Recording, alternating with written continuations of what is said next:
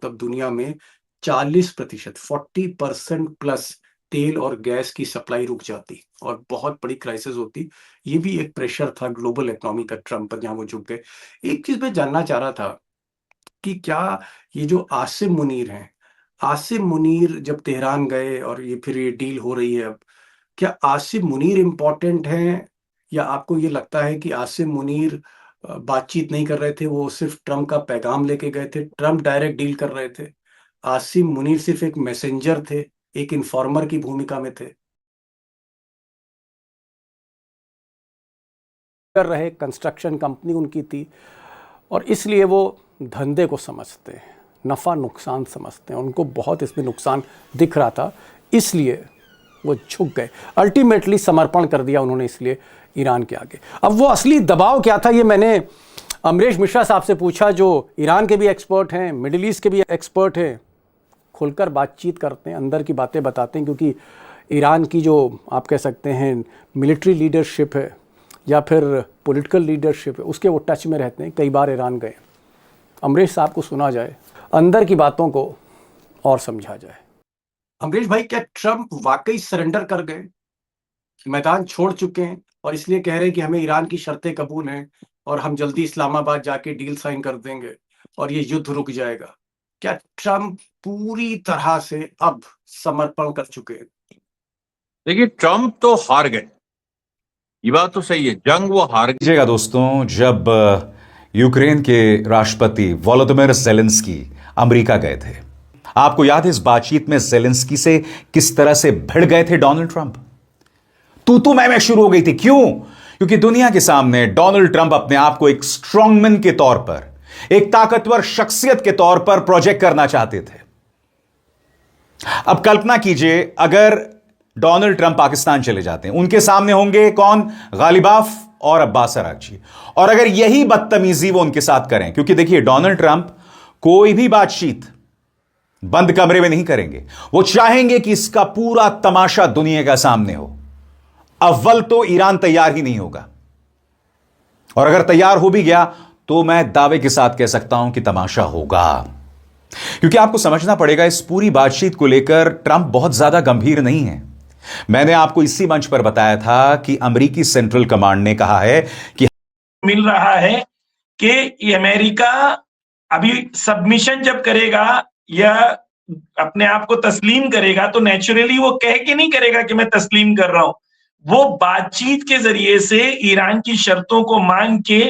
आप देखिए अंजुम जी, बहुत इंपॉर्टेंट चीज ये है कि ट्रंप ने जो टोन उसका है, वो सिर्फ एक बात कह रहा है अभी, ईरान को न्यूक्लियर पावर बनने नहीं देंगे, ईरान को न्यूक्लियर पावर बनने नहीं देंगे। यानी वो रेजिम चेंज से लेके आ गए हैं कि ईरान को न्यूक्लियर पावर बनने नहीं देंगे, जो ईरान कभी बनना भी नहीं चाहता था।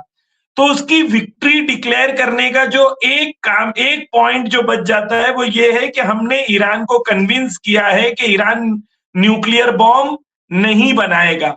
ये सिर्फ उसके पास एक एग्जिट रूट है।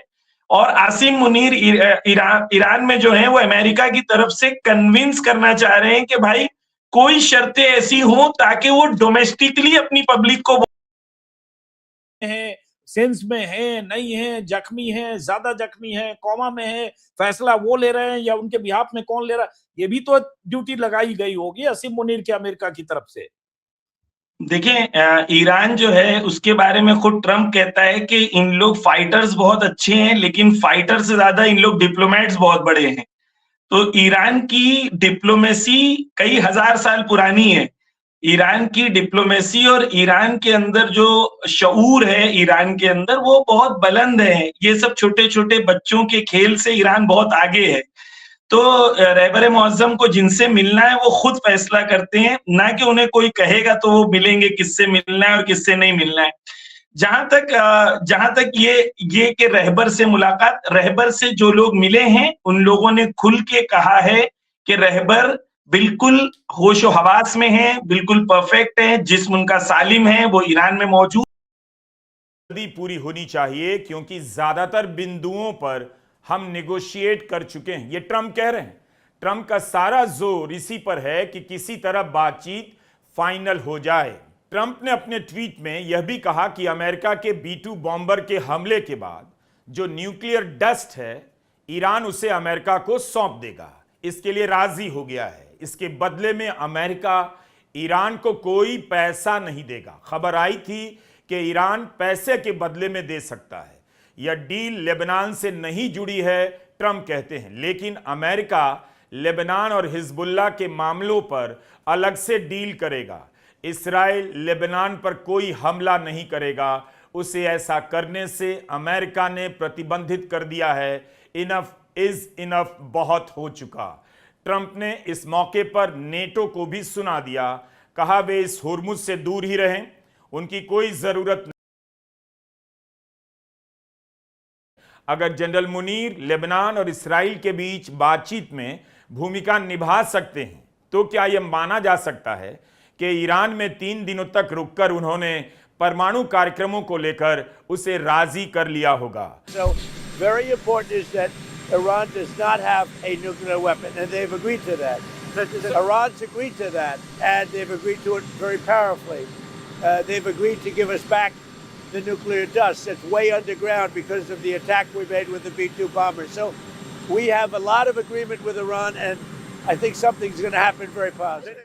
अमेरिकी मीडिया में खबरें छपी हैं कि अमेरिका चाहता है कि ईरान 20 साल तक के लिए यूरेनियम का संवर्धन रोक दे। इस्लामाबाद टॉक्स में उसकी यह बड़ी शर्त थी। ईरान ने कहा 5 साल से ज्यादा की बात नहीं मान सकता। ट्रंप ने इस तरह की रिपोर्ट का खंडन कर दिया और उन्होंने कहा कि ईरान को हमेशा हमेशा के लिए यूरेनियम के संवर्धन को इस्राइल और लेबनान के बीच 10 दिनों के लिए सीज फायर हुआ है। ईरान की शर्त थी कि लेबनान पर हमला बंद होगा तभी बात आगे बढ़ेगी। तो क्या ईरान के साथ बातचीत को एक और मौका देने के लिए लेबनान के साथ युद्ध विराम किया गया है? अगर जनरल मुनीर लेबनान और इस्राइल के बीच बातचीत में भूमिका निभा सकते हैं तो क्या यह माना जा सकता है कि ईरान में 3 दिनों तक रुककर उन्होंने परमाणु कार्यक्रमों को लेकर उसे राजी कर लिया होगा? So very important is that Iran does not have a nuclear weapon, and they've agreed to that. Iran's agreed to that, and they've agreed to it very powerfully. They've agreed to give us back the nuclear dust that's way underground because of the attack we made with the B-2 bomber. So we have a lot of agreement with Iran, and I think something's going to happen very positive. अमेरिकी media में खबरें छपी हैं कि America चाहता है कि Iran 20 साल तक के लिए यूरेनियम फायर और खुद ही ऐलान कर रहे हैं इस्लामाबाद जाएंगे डील साइन करने। ईरान से कौन आएगा? वही टीम जो इस्लामाबाद जा चुकी है। तो अमेरिका के राष्ट्रपति ईरान के विदेश मंत्री और स्पीकर से बात करने इस्लामाबाद जाएंगे या फिर तब ईरान की तरफ से राष्ट्रपति पेजेश्कियां इस्लामाबाद आएंगे? यह तो प्रोटोकॉल की बात हो गई। परमाणु कार्यक्रमों को लेकर ईरान ने पहले ही अमेरिका की कई बातें मानी थीं। ओमान के विदेश मंत्री ने कहा था ईरान बहुत सारी रियायतें देने पर राजी हो गया, संवर्धित यूरेनियम की मात्रा में वृद्धि नहीं करने पर मान गया, तब भी ट्रंप खुश नहीं हुए। अब ईरान ने इस मसले पर ऐसा क्या आश्वासन दे दिया है कि ट्रंप सीधे इस्लामाबाद जाकर डील साइन करना चाहते हैं? तेहरान में पाकिस्तान के सेनाध्यक्ष जनरल मुनीर आईआरजीसी के मुख्यालय क्यों गए? आईआरजीसी के मुख्यालय में जाकर उसके कमांडर इन चीफ से बात करने का मतलब है मुनीर ईरान में। जी हाँ दोस्तों, इस्लामाबाद की दूसरी मीटिंग पाकिस्तान में फिर से होगी और अब की बार ये लगता है कि अमेरिका जो है वो ईरान की लगभग शर्तें मान ही लेगा, क्योंकि उसके पास और कोई ऑप्शन है नहीं दोस्तों। ठीक है, उसके पास और ऑप्शन है नहीं और वो शर्तें तो मुझे माननी पड़ेगी। ईरान ने जिस तरह से स्ट्रेट ऑफ हार्मोज को एक बैकअप बनाया है, तो कहीं ना कहीं एक स्ट्रॉन्ग पोजीशन ईरान की वर्ल्ड में हो गई कि अगर ईरान की तरफ कोई मिसाइलें मारेगा तो फिर ईरान स्ट्रेट ऑफ हार्मोज बंद कर देगा। ये एक बहुत उसकी बड़ी ताकत है दोस्तों।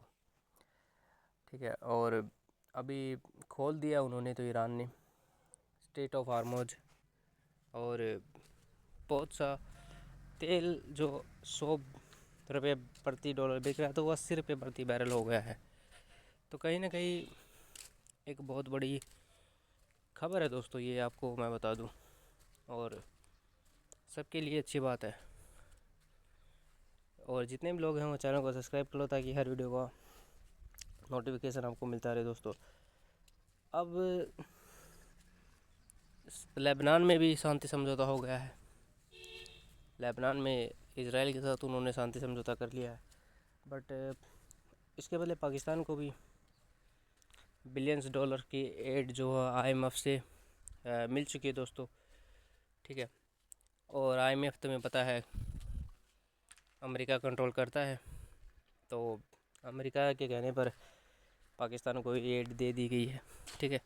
और अमेरिका हमेशा से पाकिस्तान को सपोर्ट करता रहा है दोस्तों, ठीक है। Day 1 से ही पाकिस्तान को अमेरिका सपोर्ट करता रहा है। हालांकि भारत को देखना चाहिए कि वो किस स्थिति में खड़े हुए हैं। तो चैनल को सब्सक्राइब कर लो ताकि हर वीडियो का नोटिफिकेशन आपको मिलता रहे।